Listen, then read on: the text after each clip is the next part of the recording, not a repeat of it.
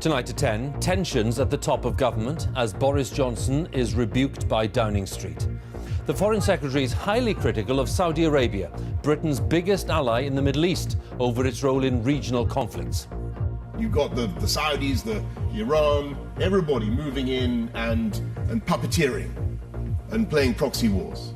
And it's a tragedy to watch it. One of those wars is in Yemen, a neighbour of Saudi Arabia. We'll have a special report on the conflict that's claimed thousands of lives. I saw them melting. I saw them in pieces, and they were melting, melting. Even the body of a human burns like it's oil.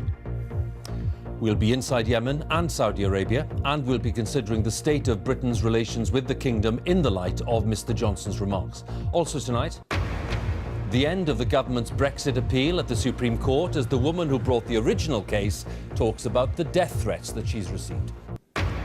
A warning from MI6 that the terror threat from so-called Islamic State is unprecedented.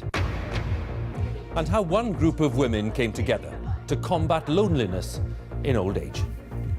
In the south, sending a taxi when you ring 999, the scheme to ease the pressure on ambulances. And the simple and cost-effective treatment for drug users who overdose to help save lives.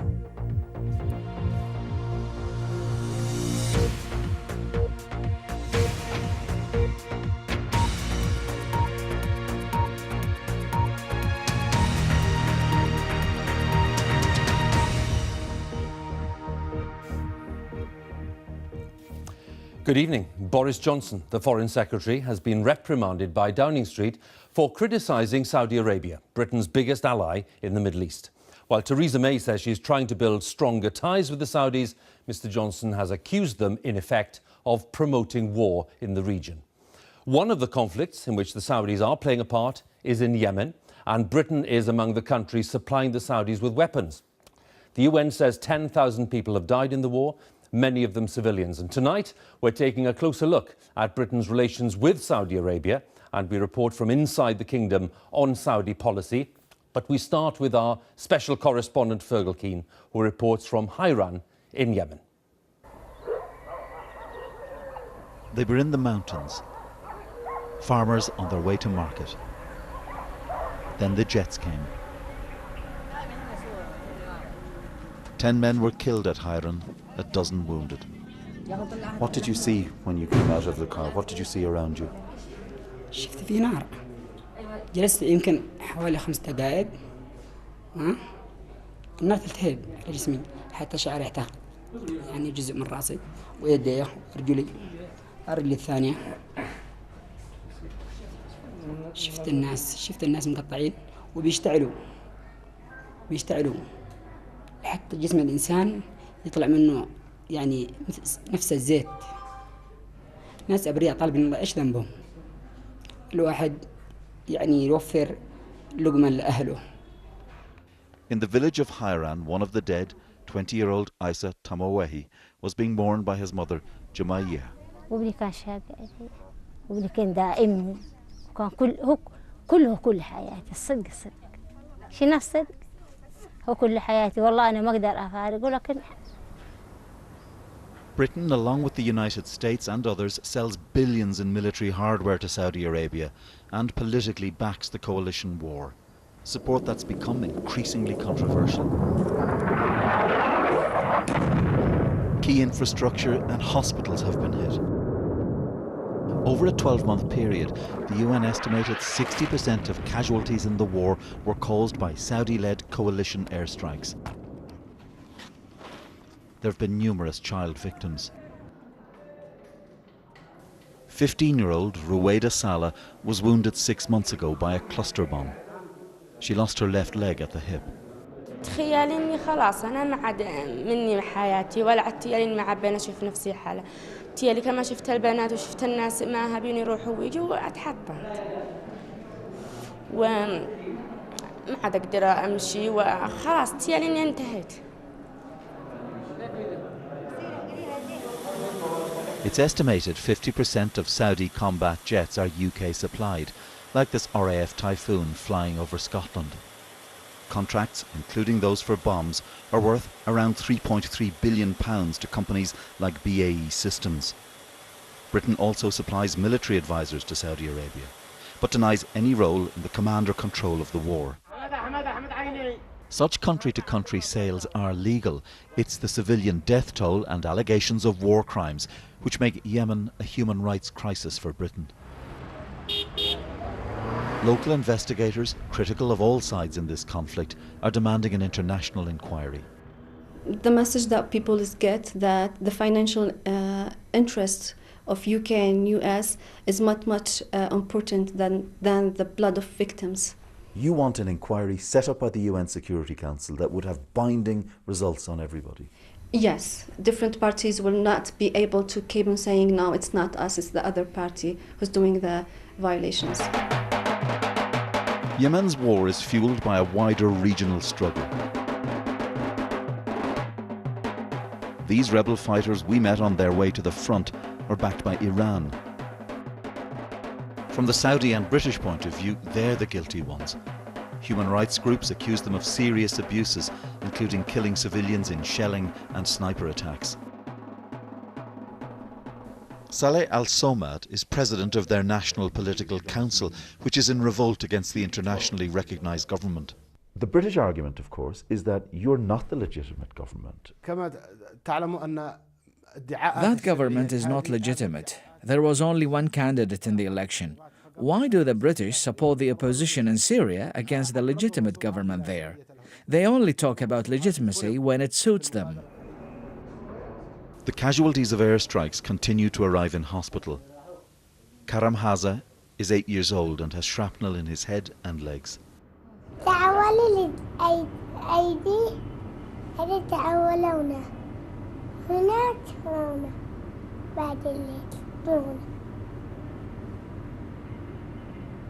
Karam's mother and 18-month-old brother were killed.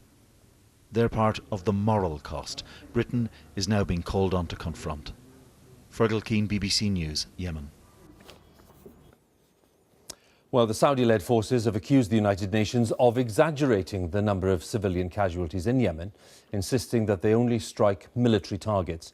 Saudi Arabia started bombing Yemen in March of last year when the Houthi rebels, backed by Iran, forced the country's president into exile. Saudis are increasingly concerned about the border with Yemen, and they point out that they have been hit by some rocket attacks. Our security correspondent Frank Gardner reports now from Saudi Arabia. Day in, day out, warplanes from a Saudi-led coalition are taking off for Yemen.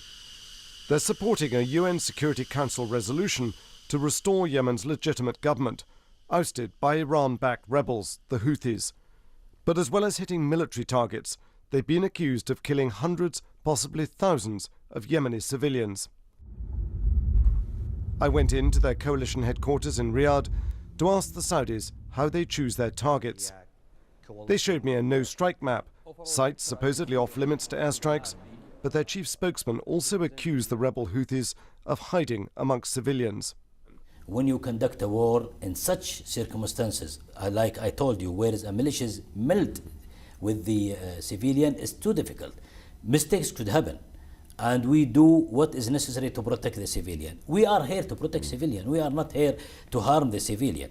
How is it, though, that in practice the UN estimates 60% of the casualties in Yemen are caused by airstrikes? Something's going wrong between the theory and the practice. Writing reports from a distance, it is not unhelpful to make a good decision for the Yemeni population. But so you're saying the UN's got it wrong? I think it is a wrong number when say, or exaggerating number, when they say 60% of the casualty in Yemen is due to the airstrike. We target troops in the fight, in the line of contact. Doesn't reflect the number that United Nations conduct. I flew south, hundreds of miles away, down to the tense Yemeni border. The Saudis took me under armed escort to the front line. There, a general told me they're facing bands of gunmen who sneak across the border. There are militias and there are gangs, but targeting of civilians is against the law. Further back from the border in the town of Najran, I was shown a house hit by a rocket from Yemen just the day before. everything inside at home, in the home, it is broken. He have his country. I am in my country. We are brothers in Islam. The shell that landed here was one of 4 that landed yesterday, just in this village right close to the Yemeni border with Saudi Arabia. The damage is minuscule compared to what's going on in Yemen. There's no comparison, but it is a reminder that Saudi Arabia is at war, and the war has come to Saudi citizens, and that's a shock for them. Ballistic missiles have also been coming across the border. Scuds and this Russian-made Tochka, launched by the Houthi rebels. The Saudis have deployed Patriot anti-missile batteries to shoot them down. This war is over 20 months old. The missiles and the airstrikes continue, and neither side seems prepared to back down. Frank Gardner, BBC News, on the Saudi-Yemen border. Well, today Downing Street in effect reprimanded the Foreign Secretary Boris Johnson for his outspoken remarks about Saudi Arabia.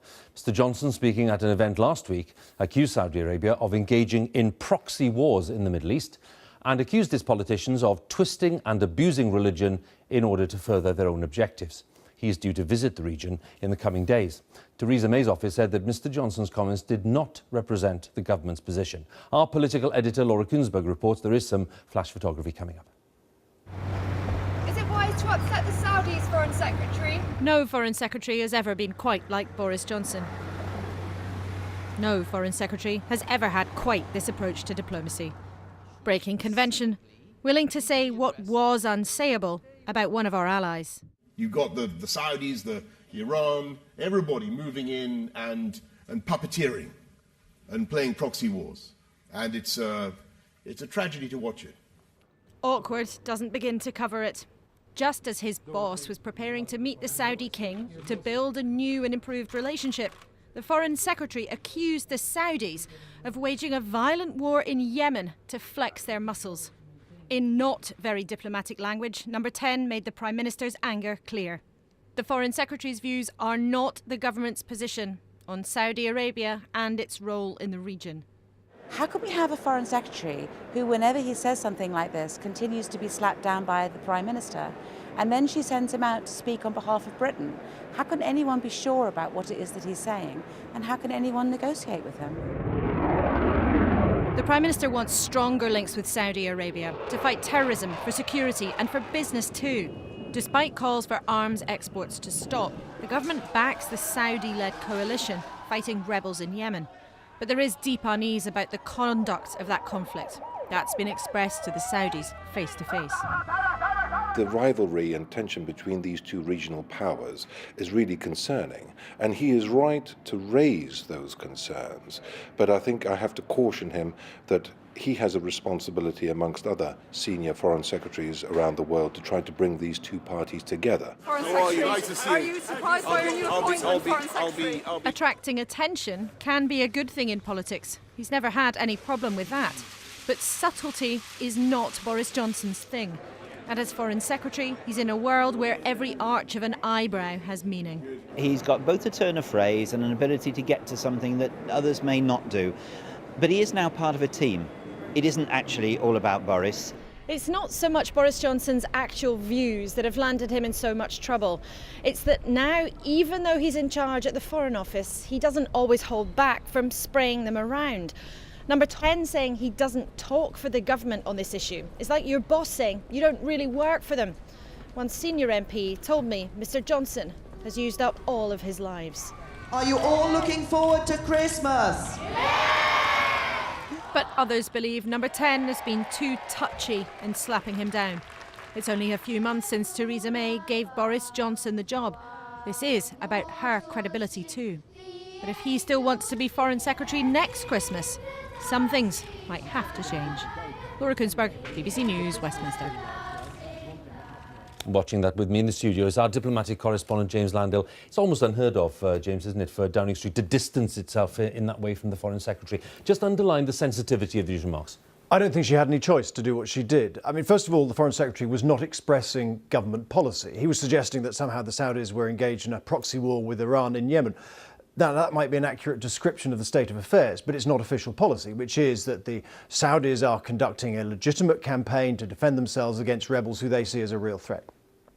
Secondly, I think that what Mr. Johnson said made it much harder for the government to defend the Saudi-led military action in Yemen, because Britain has faced a lot of criticism for giving arms to the Saudis, which many people say are then used to kill civilians. Now, it's one thing to defend an internationally recognised campaign against an unjustified aggressor. It's another thing to support a proxy war.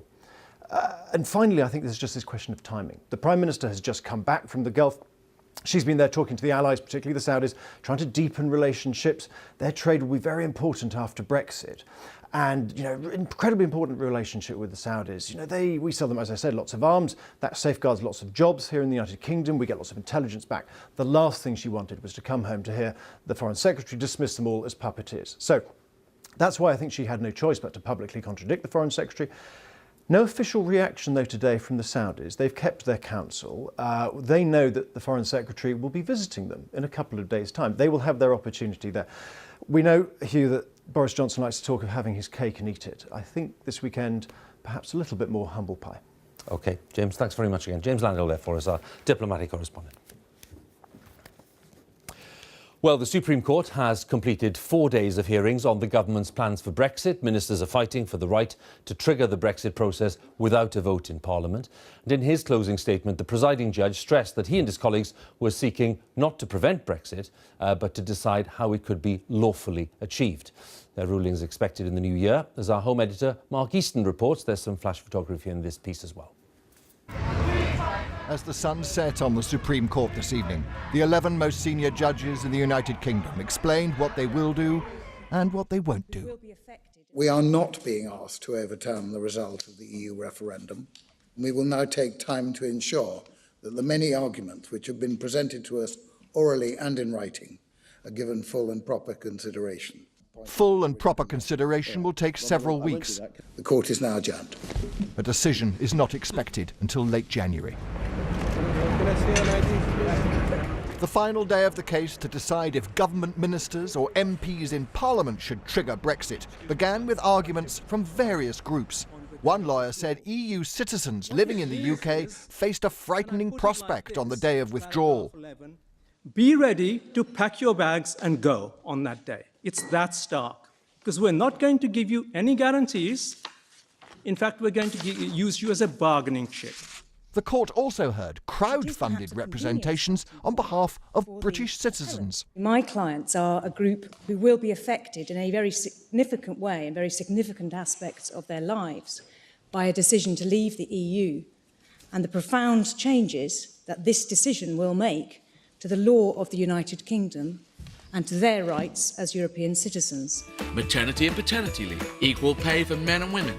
Supporters of the European Union argue membership has led to rights for British workers, consumers and minorities, rights which only Parliament can take away. You can't be too careful with duvets and sheets, so there's around 50 laws governing those. But opponents say EU regulations are the problem and are irrelevant to the Supreme Court case because they're not affected by triggering Article 50. Many may be retained in the process that follows. It's a bit weird, so 47 laws sounds about right. Both sides in the case agree that a good guide to how the UK should get out of the European community is to look at how we got in. I'd like to build the world a home. The judges were invited to travel back to 1972, when the New Seekers wanted the world to sing in harmony, and the key steps were taken that led Britain to membership of the common market. The government side points out that when we joined, the Prime Minister, Ted Heath, signed the treaty. Control over the whole process was retained by Number 10. The parliamentarian side say more important is the legislation that confirmed Britain's entry into Europe, debated for more than 300 hours in the Palace of Westminster before MPs finally voted it in. One QC claimed today a 6-year-old child would understand why the government does not have the power to trigger Brexit. But for most lay observers, the arguments have been anything but child's play. And with witnesses and judges facing threats and accusations of bias, the Attorney General took the opportunity to say the government rejects criticism of the process. The people who brought this case in the first place were perfectly entitled to do it. and the courts, now the Supreme Court, are perfectly entitled to decide it. The arguments have been put, deliberations to come. History is about to be made. Mark Easton, BBC News, the Supreme Court. Well, Gina Miller, the lead claimant who won the original Brexit case at the High Court, has told the BBC about the abuse that she's received on social media, which includes being threatened with beheading, and she's had to employ security guards for protection. Gina Miller spoke to our legal affairs correspondent Clive Coleman. Flanked by personal security, every day this week, businesswoman Gina Miller has come to the Supreme Court to face down her critics and the government. But initiating this case has come at a real cost. Some of those who don't like what she's doing have made it very clear in letters and online. They are quite vile. The sexual violence is very vile, and I wouldn't like to say, but anything you could probably imagine is what I've been threatened with. But then there have been particular death threats about slitting my throat or beheading me or whatever it is. People are very, very angry, and I have been up there, I've put my head above the parapet, and I've become the target for that anger. But it's not that they don't have a right to feel angry, because we've got into this place because of the, if you like, lack of planning and lack of honesty that happened that led us to this place when it came to the vote in leaving the EU. Has there been a race element to any of that abuse? There's been a huge race element in that, as race and the fact that I'm a woman. So as a ethnic woman, I have no right to even be now British. So anyone who comes to the UK who's an immigrant should not be made British. I have no right to speak up. I should be in the kitchen. Coloured women have no place in society. So there have been ranges of those. Those have been very common.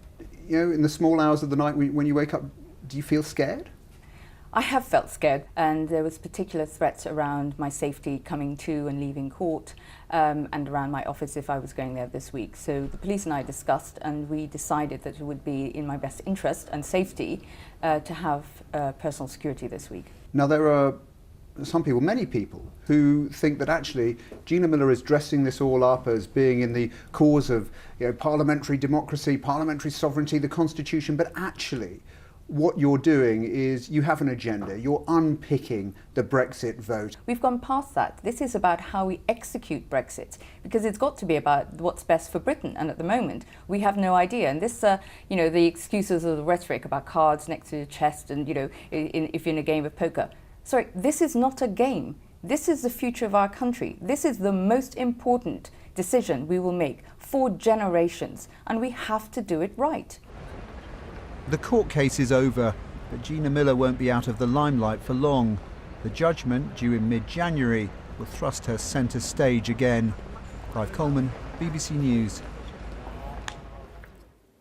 In a rare public statement, the head of MI6, the Secret Intelligence Service, has warned that Islamic State militants are plotting attacks in Britain. Alex Younger accused Russia and the Syrian government of creating conditions in Syria which made it harder to defeat the extremists. He described the terrorist threat facing Britain as unprecedented, as our defence correspondent Jonathan Beale reports. The work of the Secret Intelligence Service, better known as MI6, is deliberately kept behind closed doors, identifying threats from abroad. A burgeoning list from cyber attacks to international terrorism. Today, the head of the service made a rare appearance from the shadows to highlight the dangers posed by so-called Islamic State, also known as Daesh. The scale of the threat is unprecedented. As I speak, the highly organised external attack planning structures within Daesh, even as they face military threat, are plotting ways to project violence against the UK and our allies without ever having to leave Syria. Start moving around there to the left. Britain's preparing for the worst. This just one of the exercises carried out by counter-terrorism police ready to respond. Mr. Younger said the intelligence agencies working with the police have already stopped a dozen plots here in the UK over the past 3 years. He described IS as murderously efficient. British agents were, he said, operating in the most dangerous environments on earth, knowing that if they were identified, it could be their death. This was Alex Younger's first speech, and the first time that a head of MI6 has delivered one here at the Secret Intelligence Service's headquarters in the building behind me. Though the audience was a small group of us, invited journalists, his message was to the wider public. that MI6 is working hard to keep the country safe. But threats, he said, would continue to come from Syria without an end to the civil war. And Russia's military intervention, he believed, had only made the situation more dangerous. Meanwhile, in Aleppo, Russia and the Syria regime seek to make a desert and call it peace. The human tragedy is heartbreaking. The warning was not just of terrorist plots, but of countries willing to use other tactics like propaganda and subversion. Just how MI6 counters these threats will remain secret, but he asked for the public's trust as they carried out their work. Jonathan Beale, BBC News. The Russian Foreign Minister Sergei Lavrov has said that the Syrian army has stopped its attacks on eastern Aleppo. He says it's to allow for the evacuation of civilians trapped inside the battle zone there. In recent weeks, Syrian government forces have retaken more than 3/4 of eastern Aleppo, that's the area controlled by rebels, for the past 4 years. Our chief international correspondent, Lise Doucette, is in Aleppo tonight. And Lise, what are your thoughts on the potential for success of this evacuation plan? Well, from what we hear and see on the ground today, the operations by the Syrian military and its allies appear to have eased, but certainly they haven't stopped. And if they are being suspended, it's also not clear that it has to do principally with the protection of civilians. And over the past week, we've already seen tens of thousands of civilians desperately escaping the fighting, all on their own, using whatever route they can find, and every route is fraught with grave risk. Today, we saw hundreds of families scrambling through what was essentially a hole in the wall. Humanitarian pauses, truces, ceasefires, whatever you call them, can only work if they are agreed by all sides, and there is no sign of that. A few days ago, it was the rebel fighters who called for a truce to allow civilians to leave the battlefield.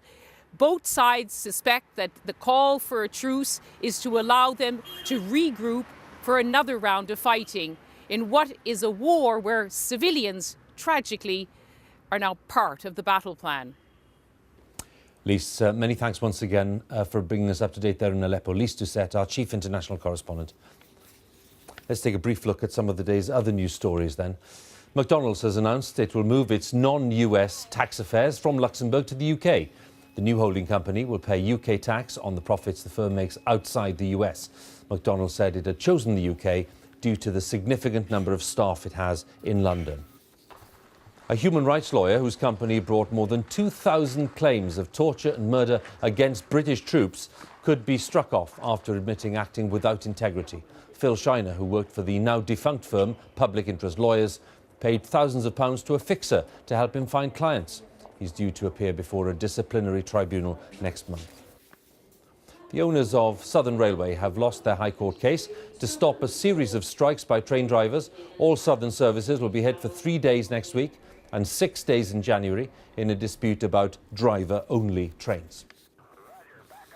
The American astronaut John Glenn has died at the age of 95. The former senator became a national hero in 1962 when he became the first American to orbit the Earth.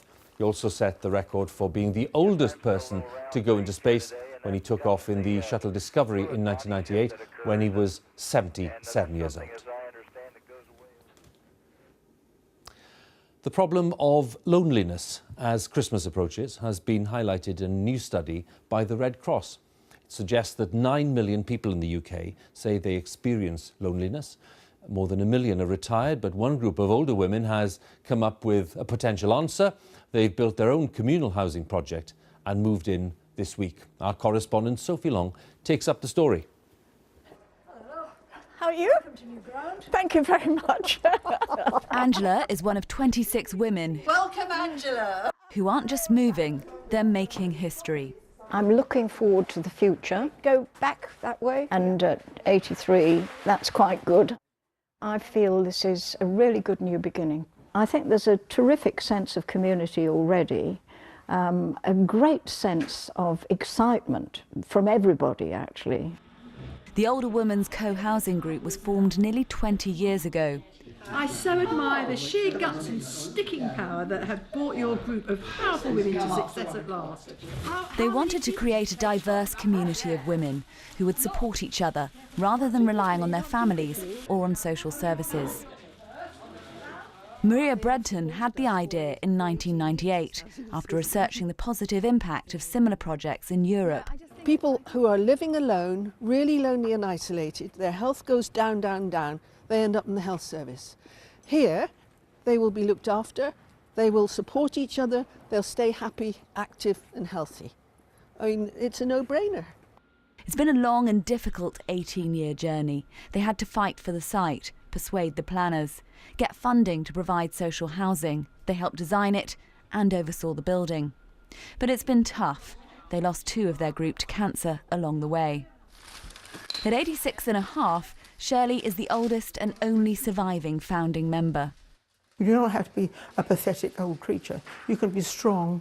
There's life beyond retirement. There's life beyond 70. There's life beyond 80. If you learn to use your faculties, the chances are that you will prolong the quality of your life and that of others. So never at any point did we give up hope that it wouldn't happen. It was going to happen, and it has happened. And here it is. They've named it New Ground. The first older, all-female community, including rented accommodation for those who can't afford to buy. I was very happy to join a group like this because I knew that there would be a tendency for men of my generation to say, no dear, no, leave it to us. Here we're running the site ourselves. Everything that happens, we've decided. Older women very happy to be doing it for themselves. Pioneers settling into a new way of life and already helping 12 other groups across the country to do the same. Sophie Long, BBC News, New Ground. The uplifting story of the women of New Ground there with Sophie Long. Quick reminder, Newsnight coming up on BBC Two. Here's Emily. Tonight, is it time to throw out diplomacy and speak truth to power? Trump's on board and Boris Johnson seems keen. We'll ask if honesty is the best policy. Join me now on BBC Two, 11 p.m. in Scotland. Newsnight with Emily coming up here on BBC One. It's time for the news where you are. Have a good night.